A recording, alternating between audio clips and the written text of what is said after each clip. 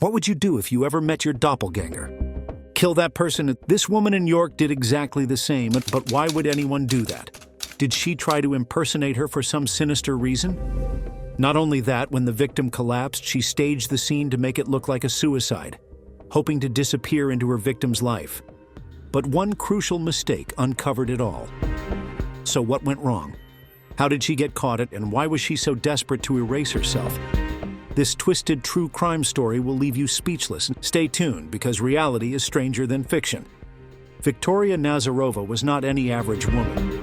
She didn't use guns or knives, rather she used something a little more stealthy, something more lethal: poison.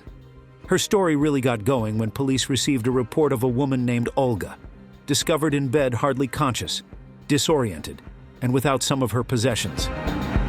When Olga finally regained consciousness, she had one distinct recollection: Victoria arriving at her home with what she said was the best cheesecake in New York. But after she took one bite, it was all over. Nausea came on almost instantly. With that attack, dizziness and old sweats, followed by blackness. Tests later confirmed the dessert had been spiked with phenazepam, a Russian sedative which is powerful enough to kill if taken in the correct dose. But Victoria had greater ambitions. Olga was someone who was a strikingly look-alike of Victoria, and police soon figured out she wasn't looking for money. Rather, she was looking for Olga's identity. And the deeper they dug, the more the true Victoria Nasyrova began to reveal herself. She was not just a thief, she was a skilled manipulator with a long criminal history extending far beyond attempted murder. It turned out that she was already wanted for an even more sinister crime in Russia: murder. On the other hand, Olga, who was fortunate to have survived, remained in the hospital for a week. The entire experience shook even the seasoned detectives. A poisoned cheesecake as a murder weapon? It was as surreal as it was frightening. New York investigator Kevin Rogers had experienced much in his years of service, but nothing so out of the ordinary. Victoria needed to be stopped. It all began on the 2nd of September 2016, when Olga, a beauty stylist, reported missing things from her bedroom. When the police arrived, she was still dazed, fresh from the hospital, trying to get her thoughts together. But she remembered one thing clearly: Victoria Nasyrova had visited her that day. Victoria had appeared at her house demanding a last-minute eyelash touch-up. But Olga wasn't interested at all. She only worked at her salon, but Victoria wouldn't be denied. She'd been pushing for friendship, trying to get close, but Olga had always held back. There was something about Victoria that just didn't feel right.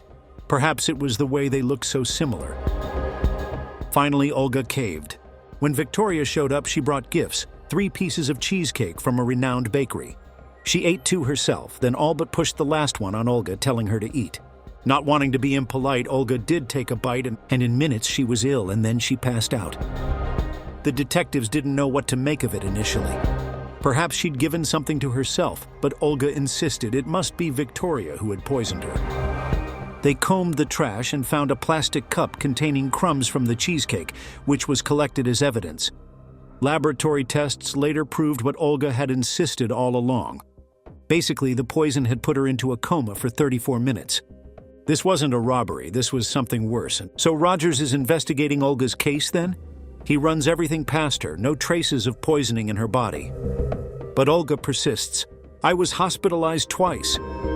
He attempts to verify, but the hospitals are not cooperating because of patient confidentiality and so on. This only makes him more suspicious. And Victoria Nasyrova? Nowhere to be found. Simply a dead end. Months pass, and then suddenly a neighbor comes forward with a detail that changes the whole game. He saw a woman visiting Olga shortly after the alleged poisoning. She came and went, saying that Olga was ill. The guy was curious and decided to go check on her himself, and what he discovered was straight out of a thriller. Olga's room is a sauna, much too hot for a sweltering August day. She lay unconscious on the bed, clad in flimsy lingerie despite having slept in sweatpants. Some pills were strewn about. The entire scene screams fake suicide attempt, so this new information makes Rogers question all of it. The strange change of clothes, the temperature turned up, it's all too suspicious. Perhaps Olga didn't lie after all. With new resolve now, he takes up again the search for Victoria Nasyrova. Meanwhile, enter private investigator Herman Weisberg, an ex-NYC cop. He's also on Victoria's trail, taking a different route, digging through Russian dating sites and social media. And guess what? Victoria's all over them, advertising herself as a dominatrix and escort. But Weisberg wasn't buying the act, and he was convinced she's using these platforms to bait victims, drugging them, robbing them, maybe even worse. As Olga attempts to get on with her life, she told one of her clients about her horror experience. And then, twist of fate, the client shocked her. Coincidentally, her husband's friend, Ruben Borakov, experienced nearly the same thing. Flashback to 2 months before the Cheesecake incident. Ruben, who used to run a dry cleaning business, meets Victoria on a Russian dating site. She played the "I'm a great cook" card and invited him over for dinner. He took one bite of fish, and that's it, he's out cold. When he woke up, his cash and credit cards were gone, thousands of dollars down the drain. But here's where it gets even creepier. 2 days afterwards, still dazed, he wandered into his own store and discovered Victoria there, being the queen bee. A security tape captured her lounging in his chair, spinning tales to his staff. Fortunately, his sister called for an ambulance, causing Victoria to run away, but not before she grabbed more money, a watch, and anything else she could find. And Ruben? He's positive that he only managed to narrowly avoid death. Next, Weisberg discovered yet another sinister case. But before we got into that, just a humble request to you. If you are a fan of chilling true crime content, we bring you the most unique and bone-chilling real stories of crime on this channel. So if you like this video, don't shy away from subscribing to this channel. It will motivate us to bring more videos like this. Anyway, in 2017, he collaborated with Nadia Ford, who was frantically searching for her mom, Alla Alexenko. Alla was staying in Russia and had just gained a new neighbor. Yes, you can guess it. Victoria Nasyrova. Alla, before going missing in 2014, was going to send Nadia a few gifts through Victoria, which included $6,000 and expensive fur coats. However, again, you can guess it, Victoria never arrived. Then October 5th came around and Nadia had to call her mom. No response. She dialed. Again and again, 100 times. Still nothing. For the first time in 8 years, her mom wasn't answering. Since then, something about Victoria's new closeness to her mom felt off. And when she went through her mom's phone records, that unease became outright suspicion. The last call in, it was Victoria. After that, there were no calls, no texts, nothing.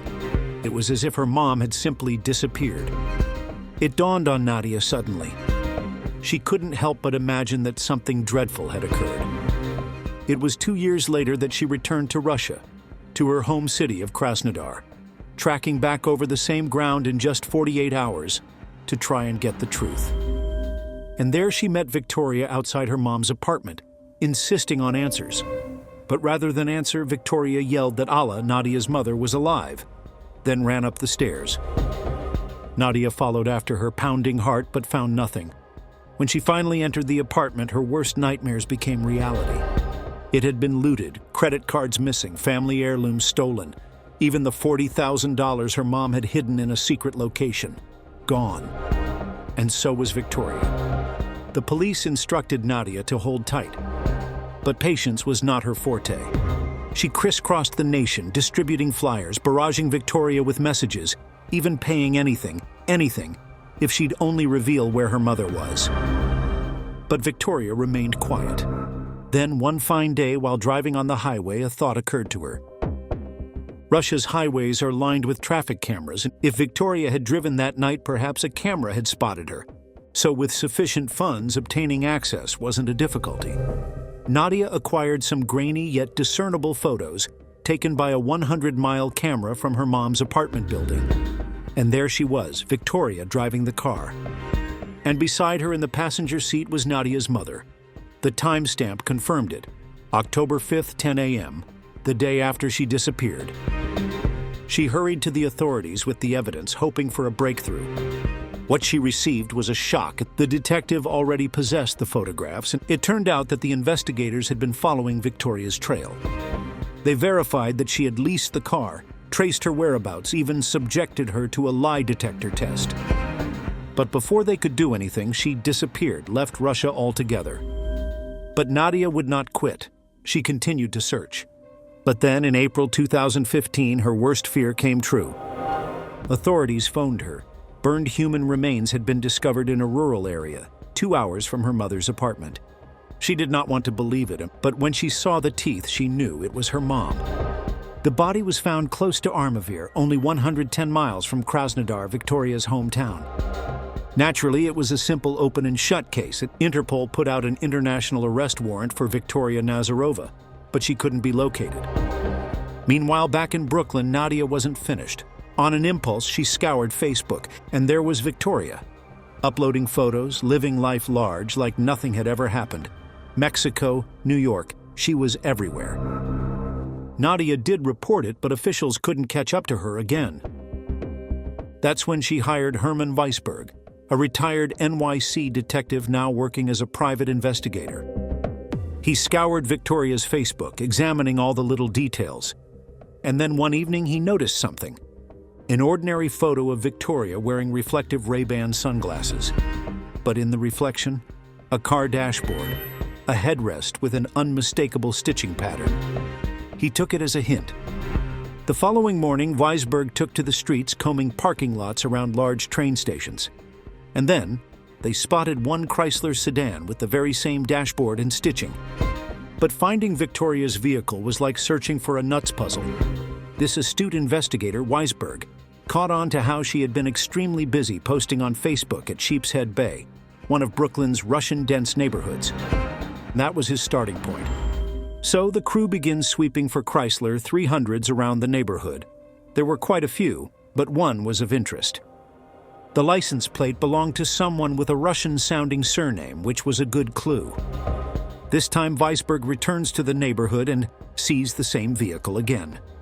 When he glanced inside, the distinctive stitching on the upholstery was a confirmation. It was without a doubt Victoria's vehicle.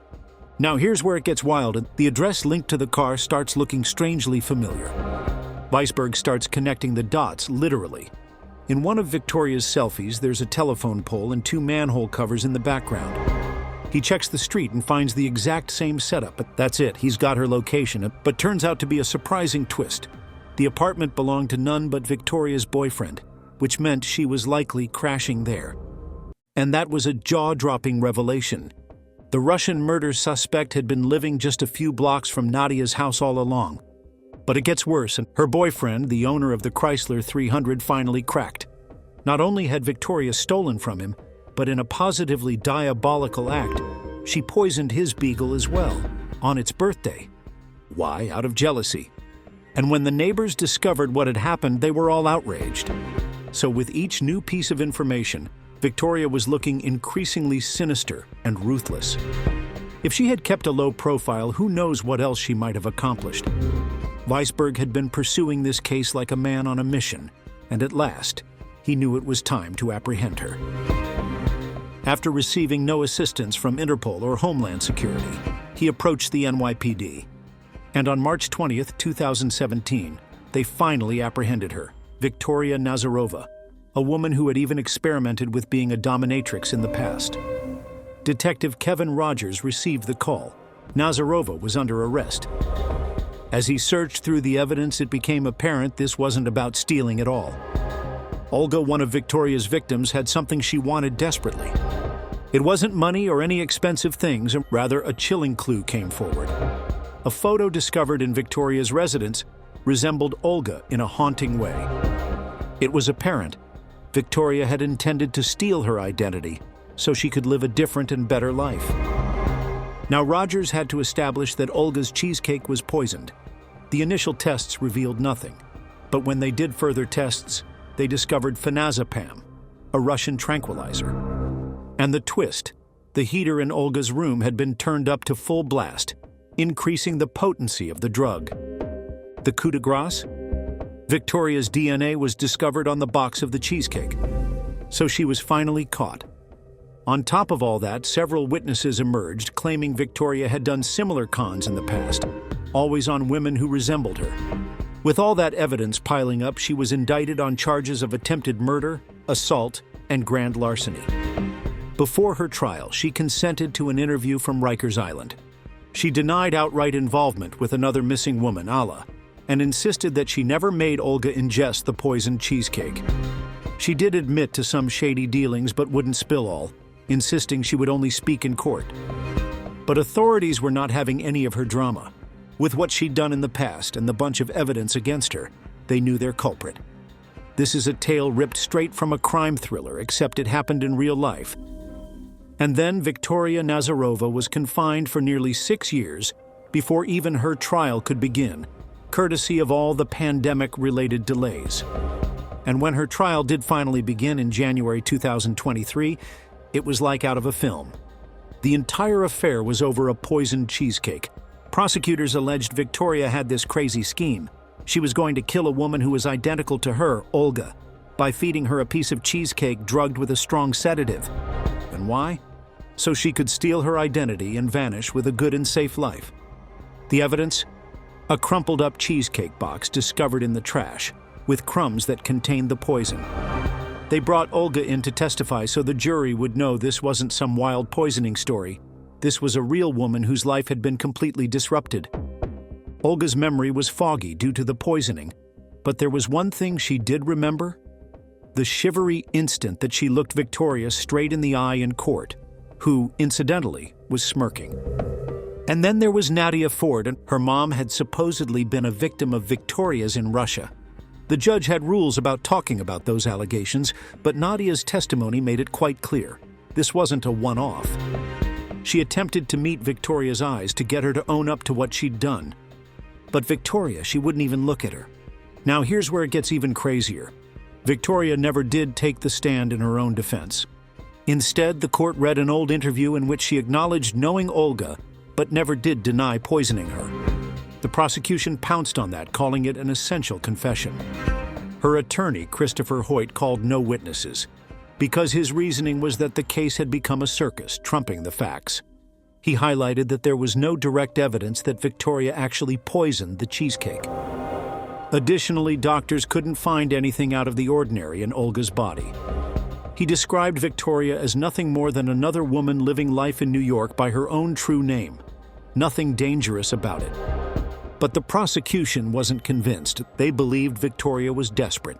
Her visa in America was expiring, she was a fugitive in Russia, and she needed a new identity. And in that part of the prosecutor's sentence, there are only two kinds of people who steal identities: fugitives on the run and college students wanting to get booze. And finally, the jury submitted their long-awaited decision. In only 90 minutes, they returned with a guilty verdict: second-degree attempted murder. At sentencing, Olga addressed how the attack had broken her trust, but at least now justice had been done. The judge sentenced Victoria to 21 years, although with time served, she might be out in 15. As she was taken away, she spat something under her breath, a final display of rebelliousness. Life in jail hasn't treated her kindly, though. She was beaten in 2018 at Rikers Island and received facial lacerations.